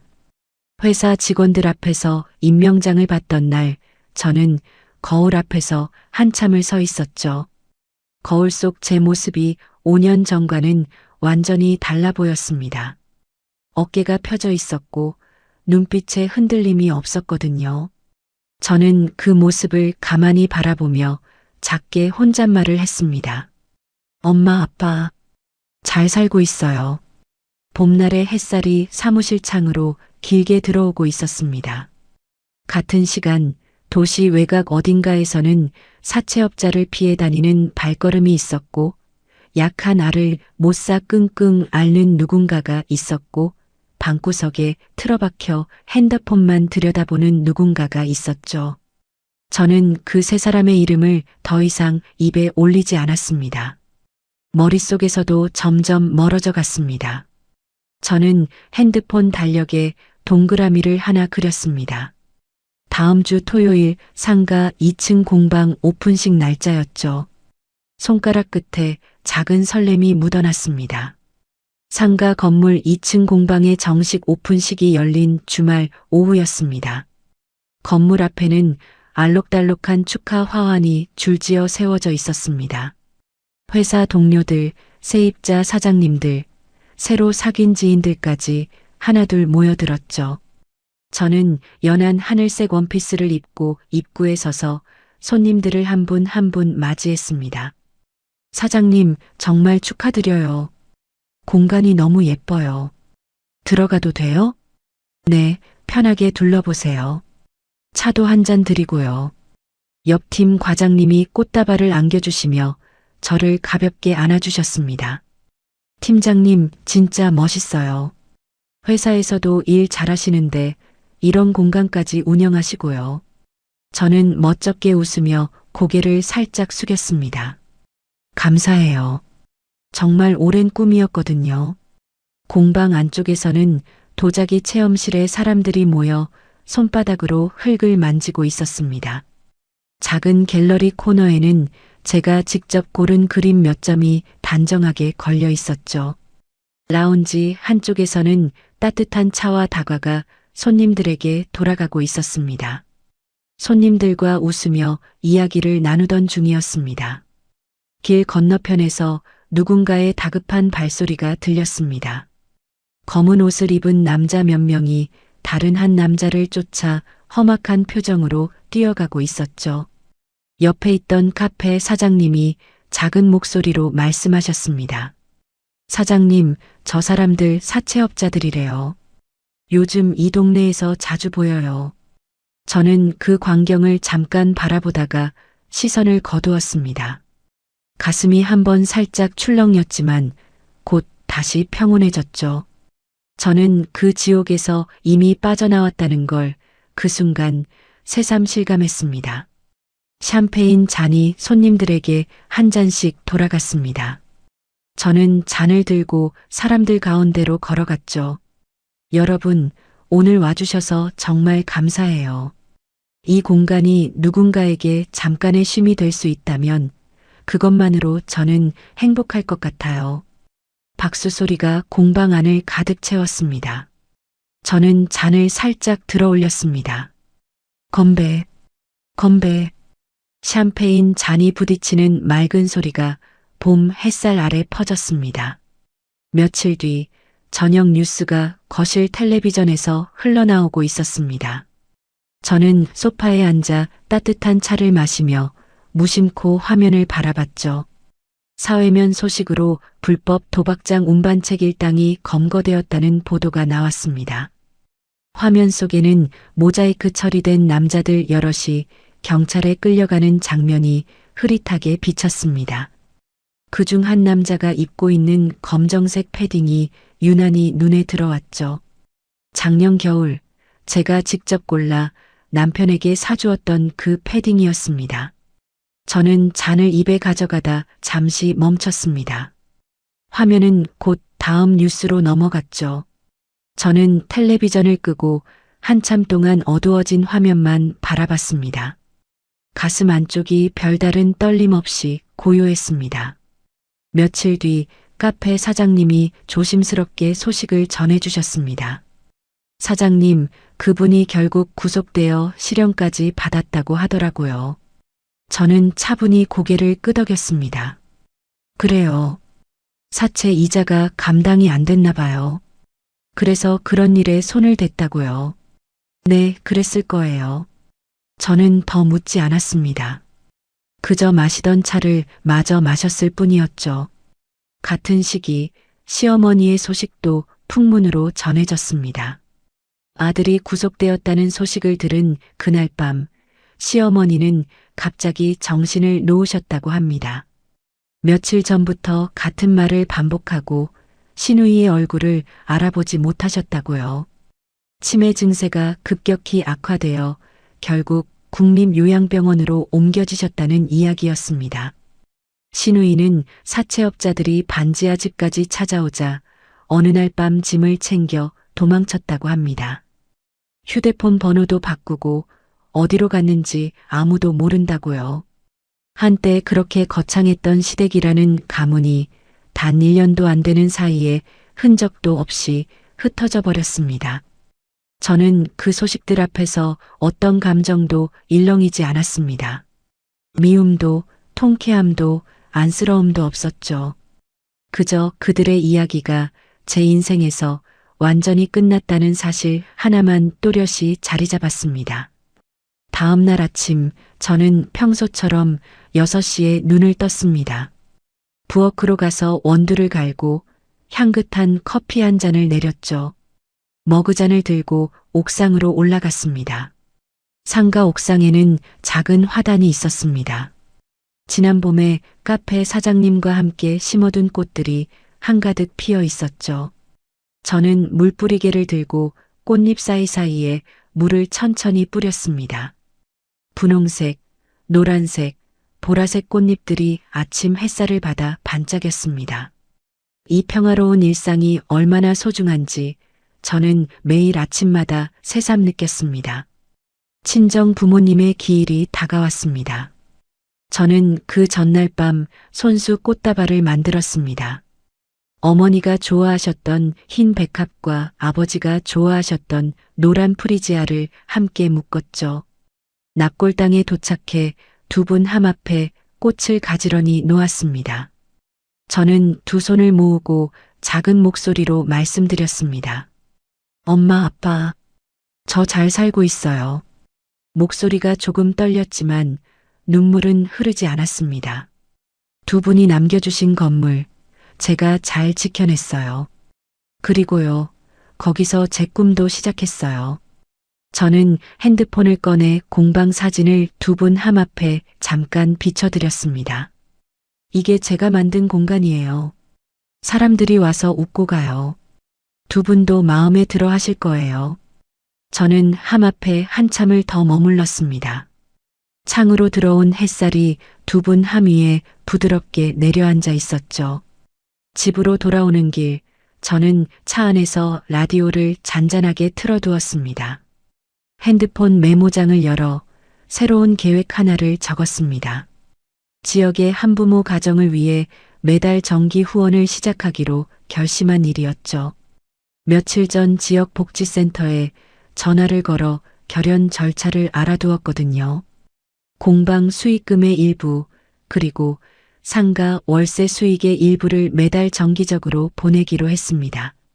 저는 그 결심을 메모장에 또박또박 적었습니다. 매달 1일 한부모 가정 후원금 자동이체. 5년 동안 시댁이라는 밑빠진 독에 부었던 그 돈이 이제는 진짜 필요한 누군가의 손에 닿게 되는 거였죠. 저는 메모장을 닫고 핸들을 다시 잡았습니다. 가슴이 따뜻하게 차올랐습니다. 며칠 뒤 토요일 오후였습니다. 저는 상가 1층 테라스 자리에 앉아 있었습니다. 따스한 봄 햇살이 테라스 위로 길게 내려앉아 있었죠. 카페 사장님이 직접 내려준 카페라떼 한 잔이 제 앞에 놓였습니다.